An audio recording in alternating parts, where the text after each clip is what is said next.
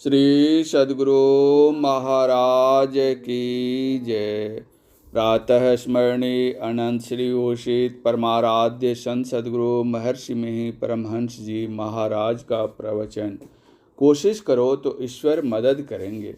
इस प्रवचन का दूसरा भाग। छोटे छोटे छिद्र को खिड़की और बड़े बड़े छिद्र को द्वार कहते हैं। आपके शरीर में 9 बड़े बड़े छिद्र हैं, ये ही 9 द्वार हैं। गुरु नानक देव ने कहा, 9 दरवाजे 9 दर फीके, रसु अमृत 10वें चूइजे। इनके अतिरिक्त एक और द्वार है जिसको 10वां द्वार कहते हैं। आप लोग जानते होंगे कि शिव जी ध्यान में बैठे थे तो देवताओं ने कामदेव को भेजा। शिव जी का ध्यान छूटा तो उन्होंने अपनी तीसरी आंख खोल दी। तब शिव तीसर नयन उघारा, चितवत काम भयो जड़ी छारा। 9 दरवाजे तो पहले गिना दिए और शिव जी ने तीसरी दृष्टि खोली, यह 10वां द्वार है। इस तीसरी दृष्टि से, क्रूर दृष्टि से देखा जाए तो नाश हो और दया की दृष्टि से देखें तो अमृत बरस जाए। साधु संत कहते हैं कि केवल शिव जी को यह आँख नहीं थी, सबको है, किंतु शिव जी का उस पर काबू था। अब भी जो यत्न करेंगे तो 10वां द्वार देख सकते हैं। जितने साधु संत हुए हैं सभी ने इस तीसरी आँख को अपनाया, तब साधु संत कहलाए। शिव, पार्वती और गणेश की 3-3 आँखों के होने की बात तस्वीर से जानी जाती है। यह तस्वीर सिखाती है कि 3-3 आँखें सबको हैं। जब तक आप 9 दरवाजे में रहिएगा तो मुक्ति का द्वार नहीं मिलेगा। 10वें द्वार में जाने से मुक्ति का द्वार मिलेगा। श्री राम स्वर्ग बैकुंठ जाने की शिक्षा नहीं देते हैं। वे कहते हैं कि तुम्हारे अंदर मोक्ष का द्वार है, उसको प्राप्त करो। वह मुक्ति दिन रात के अंदर नहीं है, देश काल से छूटी हुई रहती है। देश काल से छूटा हुआ परमात्मा रहता है। शोक मोह भय हर्ष दिवस निशि, देश काल तह नाही, तुलसीदास एहि दशाहीन, संशय निर्मूल न जाहि। गोस्वामी तुलसीदास जी। परमात्मा देश काल में नहीं रहते, वे देश कालातीत हैं। आप यह समझें कि बिना धरती के हम नहीं रह सकते, बिना आकाश के हवा नहीं ले सकते। उसी तरह परमात्मा बिना धरती आकाश के नहीं रह सकते। तो ऐसी बात नहीं है। हम लोग साधार हैं, किंतु परमात्मा निराधार हैं। हम लोगों को 5 तत्वों की आवश्यकता होती है। 3 गुणों के प्रभाव में हम रहते हैं, किंतु परमात्मा के लिए ऐसी बात नहीं है। पिंड ब्रह्मांड से छूटकर, समस्त संसार से छूटकर जो अपने को परमात्मा में मिला देता है वह मोक्ष पाता है। जीवन काल में जब तक ऐसे पुरुष रहते हैं तो वे जीवन मुक्त और शरीर छोड़ने पर विदेह मुक्त कहलाते हैं। भगवान श्री राम इसी मोक्ष को प्राप्त करने के लिए कहते हैं।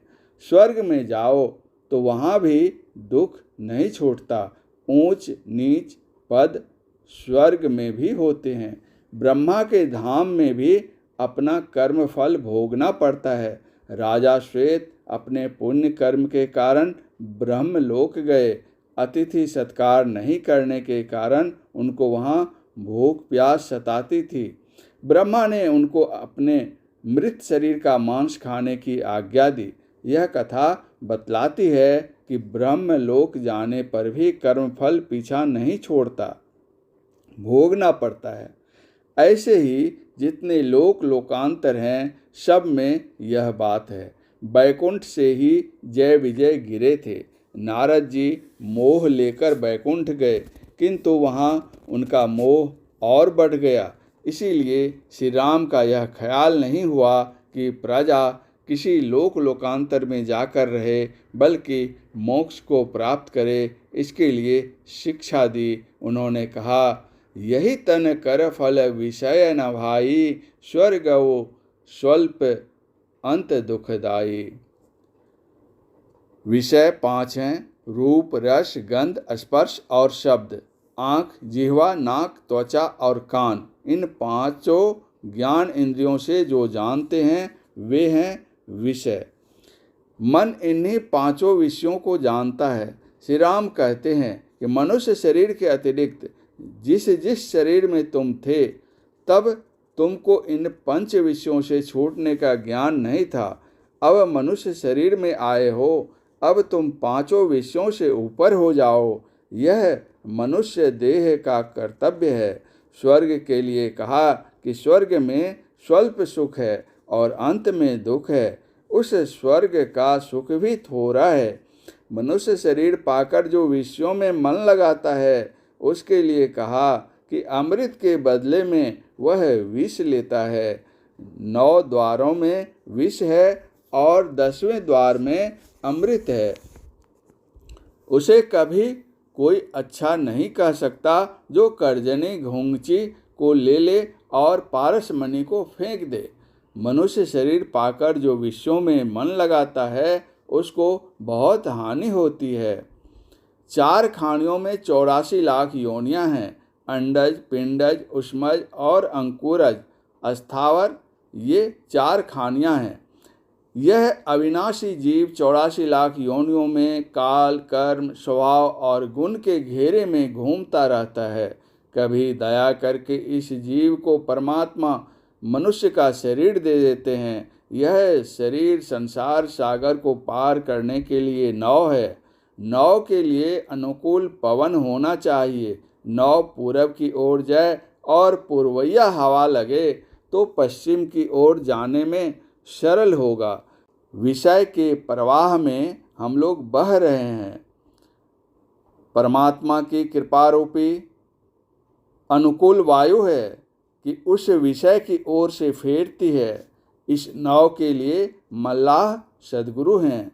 सद्गुरु उसे कहते हैं जो स्वयं सद्ज्ञान जाने, सद्ज्ञान की शिक्षा दे, स्वयं परमात्मा का ध्यान करे और दूसरे को ध्यान करने के लिए प्रेरणा दे। मुक्ति मार्ग जानते साधन करते नित, साधन करते नित सत्य चित्त जग में रहते, दीन दीन अधिक विराग प्रेम सत्संग सौ करते, दृढ़ ज्ञान समुझाय बोध दे को बुद्धि को हरते, संशय दूर बहाय संत मत अस्थिर करते, में ही ये गुण धर जोई गुरु सोई सतचित, मुक्ति मार्ग जानते साधन करते नित। मनुष्य शरीर रूप नाव प्राप्त है। मनुष्य शरीर होने से ईश्वर की कृपा हुई है और खोज करे तो उसे सद्गुरु भी मिल जाए। इस तरह के साज सामान को पाकर जो भवसागर से अपना उद्धार नहीं करता वह आत्महिंसा करने वाले की जो गति होती है वह पाता है। इस प्रवचन का शेष अंतिम भाग अगले प्रवचन पाठ में। परम पूज्य गुरुदेव का यह प्रवचन भागलपुर जिला अंतर्गत ग्राम पुनामा श्री रामकृष्ण सिंह जी के आवास पर दिनांक 11/4/1954 ईस्वी को अपराह्नकालीन सत्संग में हुआ था। श्री सद्गुरु महाराज की जय।